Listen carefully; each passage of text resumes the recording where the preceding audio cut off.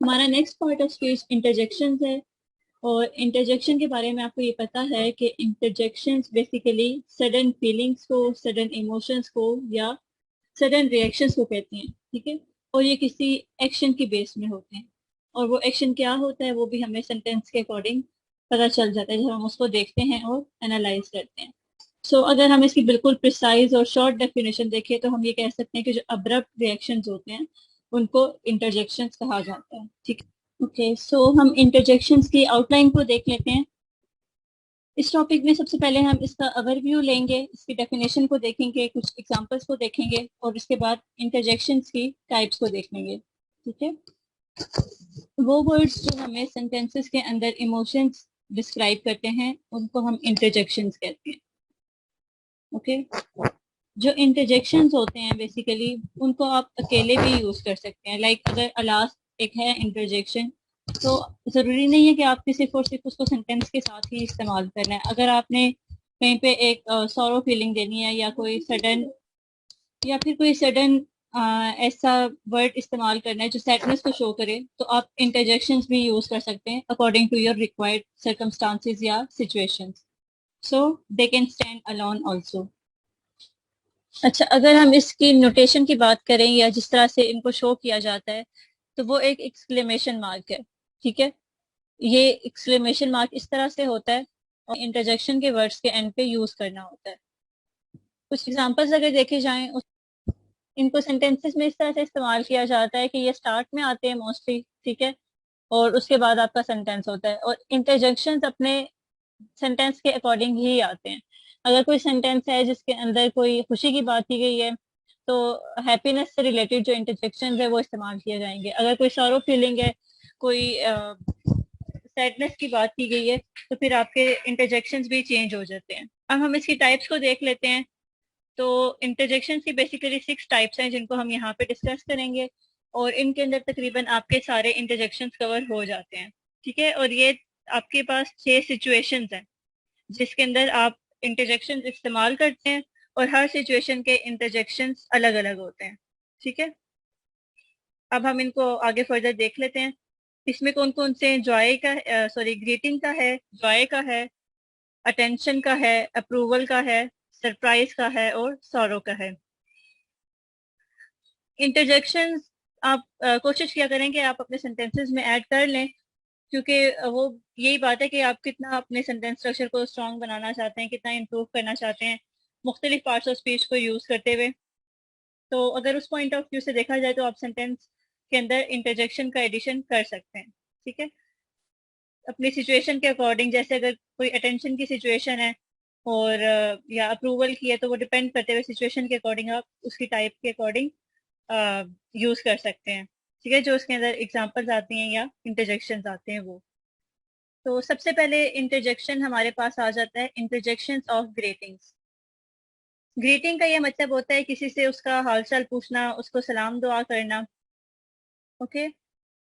सो इसकी simple example ये है कि जब आप अपने स्कूल, कॉलेज या यूनिवर्सिटीज वगैरह में जाते हैं और क्लास के अंदर जब टीचर आते हैं, तो सबसे पहले हमारा काम क्या होता है कि हम टीचर का वेलकम करते हैं। उनको कहते हैं अस्सलाम वालेकुम या हेलो हाय, इस तरह से कुछ होता है। ठीक है। सो हम बेसिकली क्या कर रहे होते हैं, अपना कंसर्न शो कर रहे होते हैं इस तरह से। और आप अगर फ्रेंड्स वगैरह से भी मिलते हैं तो तब भी हमारा सबसे पहले क्या स्टेप होता है कि हम उनसे कहते हैं hello, how are you. So this is the thing. और इससे ये भी होता है कि आप जब ग्रीटिंग करते हैं ना, तो एक आपका प्लेजेंट एक्सपीरियंस होता है और जो भी आपकी कम्युनिकेशन है उसका आगाज एक अच्छे अंदाज में हो सकता है। ठीक है। और जब आप किसी से इन इंटरजेक्शंस को स्टार्ट करके बात करते हैं तो वो अगला बंदा भी थोड़ा सा अलर्ट हो जाता है। ठीक है। वो आपकी तरफ अटेंटिव हो जाता है और फिर आप उससे अपनी बात आराम से कन्वे कर सकते हैं। इसके बाद है इंटरजेक्शंस ऑफ जॉय। जॉय का मतलब होता है खुशी। ठीक है।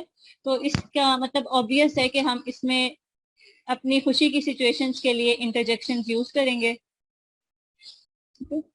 तो ये वो इंटरजेक्शंस हैं जो आपके प्लेजेंट एक्सपीरियंसेस को शेयर करने के लिए यूज होते हैं या आपकी हैप्पीनेस की एक्सट्रीम्स को। ठीक है। Extreme emotions of Joy. अगर हम इसकी एग्जांपल्स देखें तो ये इसकी कुछ एग्जांपल्स हैं। ठीक है, अब हम इनको सेंटेंसेस के फॉर्म में देखते हैं। Wow your art is so amazing. ठीक है, तो अब ये देखें मैंने आर्ट की पिक्चर ऐड की है और ये बहुत ज्यादा कूल आर्ट अगर आपने किसी का देखा है, आपको बहुत पसंद आता है, तो आपने पहले से डिसाइड नहीं किया हुआ था कि आप अब उसको ये वर्ड बोलेंगे या ये सेंटेंस बोलेंगे। ये बिल्कुल सडन होते हैं। ठीक है, आप depending upon your situation, depending upon the circumstances, आप कोई सा भी इंटरजेक्शन चूज करते हैं और वो आप अपने सेंटेंस में ऐड कर देते हैं। ठीक है, अच्छा अगली एग्जांपल जो है वो है hurray we have got another day off. अगर आप वर्किंग प्लेसेस की बात करें और जॉब्स वगैरह की, तो उसमें काम काफ़ी ज़्यादा टफ होता है, आपको काफ़ी टाइट डेडलाइंस पे काम करना पड़ता है, वर्कलोड भी ज़्यादा होता है और उसको मैनेज करना एक टाइम टेकिंग भी चीज़ है और उससे यूज टू होना वो भी एक अलग स्टेप है। ठीक है, तो इस सब सिचुएशन को हैंडल करना इट टेक्स टाइम। ठीक है, और कंसिस्टेंसी चाहिए होती है। अगर उस सब में आपको एक दिन छुट्टी का मिल जाता है तो वो आपके लिए एक बहुत बड़ी नेमत होती है। अब यहाँ पे मैंने एक पिक्चर ऐड की है और ये एक ग्रुप ऑफ फ्रेंड्स है जो कि एक वर्क प्लेस पे है, एक टीम है कह लें, और अब ये बहुत ज़्यादा सेलिब्रेट कर रहे हैं क्योंकि इन्हें पता चला कि इन्हें एक और छुट्टी का दिन मिल गया है। So they will be having a good time और वो उसको अच्छे तरीके से इंजॉय भी करेंगे। इसके बाद है हमारे पास इंटरजेक्शंस ऑफ अप्रूवल। ये इंटरजेक्शन जब आप यूज करते हैं तो आप बेसिकली क्या कर रहे होते हैं, अपने सेंटेंस के अंदर एक अप्रूवल ऐड कर रहे होते हैं। ठीक है, आप अपने सेंटेंस के आइडिया को सपोर्ट कर रहे होते हैं और आपका जो सेंटेंस होता है वो ओवरऑल उसके अंदर कह लें कि खूबसूरती पैदा हो जाती है, क्योंकि ये पहली बात है स्टार्ट में आते हैं और जब आप अपना स्टार्ट से ही ऑब्वियसली बात है सेंटेंस रीड कर रहे होते हैं तो ये काफी अच्छा लगता है आपका सेंटेंस थ्रू आउट अगर देखा जाए। So they are use to express approval. कुछ एग्जांपल्स अगर हम देखें तो उसमें आ जाते हैं ब्रेवो, वेल डन, ब्रिलियंट। और आपने देखा होगा कि जब आपको रिपोर्ट कार्ड्स मिलती हैं तो उसमें आपके रिमार्क्स लिखे होते हैं, डिस्टिंक्शंस वगैरह, जो भी आपके मार्क्स के अकॉर्डिंग आपका आपका बनता है। ठीक है, ग्रेड बनता है, तो उसके कोरिस्पॉन्डेंस में आपके इस तरह के वर्ड्स होते हैं, डिस्टिंक्शन होती है, एक्सीलेंट होता है, वेरी गुड, सेटिस्फैक्ट्री, और जो सबसे लास्ट वाला होता है वो फेल होता है। तो जब आप वो देखते हैं तो उससे आपको अपनी परफॉर्मेंस का भी आइडिया हो जाता है। ठीक है, तो वो भी एक अप्रूवल की एग्जांपल हो सकती है। आगे हम देखते हैं bravo this presentation was great, और well done you have done a great job in exams, brilliant I knew you will do the same as I told you.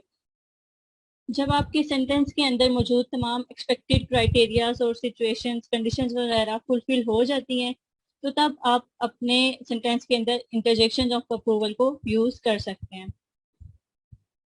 अगला है इंटरजेक्शंस ऑफ अटेंशन। इसके नाम से जाहिर है कि ये इंटरजेक्शंस आपके सेंटेंस के अंदर तब यूज किए जाते हैं जब आपने अटेंशन किसी की अपनी जानिब लानी हो। ठीक है, और अगर हम इसके एग्जांपल्स में देखें तो सबसे ज्यादा यूज होने वाला इंटरजेक्शन है इंटरजेक्शन ऑफ अटेंशन, एक्सक्यूज। और जब आप ये यूज करते हैं ना अटेंशन वाले इंटरजेक्शन, तो तब क्या होता है कि जिससे आप बात कर रहे हैं वो फुली अटेंटिव हो जाता है। ठीक है, और वो फिर आपकी बात की तरफ अलर्ट भी होता है और वो तवज्जो से भी सुनता है, और इससे क्या होता है कि आपका मीनिंग भी अच्छे तरीके से कन्वे हो जाता है, और जो आप बात करना चाह रहे होते हैं, जो बात डिलीवर करना चाह रहे होते हैं, जो समझाना चाह रहे होते हैं सामने वाले को, उसको वो भी अच्छे तरीके से समझ आ जाती है। वो क्यों होती है? क्योंकि आपने पहले ही इंटरजेक्शन ऑफ अटेंशन यूज किया हुआ है और उसकी जो अटेंशन है वो अब आपकी तरफ है। अब फॉर एग्जाम्पल मैं कहती हूँ listen, be careful next time. तो अगर मैं अपनी आवाज की टोन को थोड़ा हार्श रखूंगी, थोड़ा गुस्से से बोलूंगी, तो जो सामने वाला होगा वो अलर्ट हो जाएगा। ठीक है, और मोस्टली इन इंटरजेक्शंस में ये भी होता है कि आपकी आवाज की जो पिच है, ठीक है, जो आवाज की टोन है और आप किस तरह से बोल रहे हैं वो भी बहुत ज्यादा मैटर करता है। इसके बाद है हमारे पास इंटरजेक्शंस ऑफ सरप्राइज। ये हमने तब यूज करना होता है जब हमने अपने सेंटेंस के अंदर कोई सरप्राइज देना हो, कोई सडन इमोशंस को डिस्क्राइब करना हो। ठीक है, और ये जरूरी नहीं है कि हैप्पीनेस से रिलेटेड हो, ये सौरों से भी रिलेटेड हो सकते हैं, सैडनेस की भी बात हो सकती है। सो ये अनएक्सपेक्टेड इमोशंस को डिस्क्राइब करते हैं और वो हैप्पीनेस और सैडनेस दोनों के हो सकते हैं। अगर सरप्राइज की बात की जाए और इसकी एग्जांपल्स को देखा जाए तो वाओ, ब्रिलियंट, ओ नो, ये इसकी कुछ एग्जांपल्स हैं। जो हैप्पीनेस की हैं वो तो हो गया wow it is a great birthday surprise, ये इसके अंदर आ गया। ये वाला जो वाओ है ये इंटरजेक्शन ऑफ सरप्राइज है। अच्छा, अगर हम इंटरजेक्शन ऑफ सैडनेस के अकॉर्डिंग देखें, जो कि सरप्राइज सैडनेस की फॉर्म में अगर दिया जाए, वो किस तरह से आ सकते हैं? Oh no, I cut my fingers while cutting paper. तो इस तरह जैसे कि यहाँ पे यूज है ओ नो, इस तरह के इंटरजेक्शन ऑफ सरप्राइज आप यूज कर सकते हैं। इसके बाद है इंटरजेक्शन ऑफ सॉरो। ये इंटरजेक्शन आप तब यूज करते हैं जब आपने अपने सेंटेंस के अंदर एक्सट्रीम सैडनेस को शो करना हो या एक्सट्रीम वरी को शो करना हो। और ये भी काफी ज्यादा इस्तेमाल होने वाला इंटरजेक्शन है, अपार्ट फ्रॉम जॉय और सरप्राइज जो हमने पहले देखे हैं। जॉय वाला, सॉरो वाला, ये सबसे ज्यादा इस्तेमाल होते हैं, ठीक है, क्योंकि मेन इमोशंस यही हैं। अगर इसके एग्जांपल्स को देखें तो उसमें है अलास, ओ, आउच। और एग्जांपल अगर सेंटेंस की फॉर्म में देखी जाए तो उसके अंदर आ जाता है कि oh we are too late for class. ठीक है, और ये भी आप अपनी डेली लाइफ में यूज करते रहते हैं अगर आप एक स्टूडेंट हैं और आप अपनी एकेडमिक लाइफ को भी साथ साथ कंटिन्यू किए हुए हैं। सो इसके अलावा भी बाकी दो एग्जांपल्स हैं इसी की, इंटरजेक्शन ऑफ सॉरो की। Ouch I hurt my ankle. ये अक्सर होता रहता है कि आपका जो एंकल है वो कहीं लग जाता है और फिर आप कहते हैं कि मुझे लग गई। अलास हिज पेट डाइड यस्टरडे। ठीक है, ये भी काफी सैडनेस की बात है और इसके लिए जो इंटरजेक्शन यहाँ पे यूज किया गया है वो है अलास।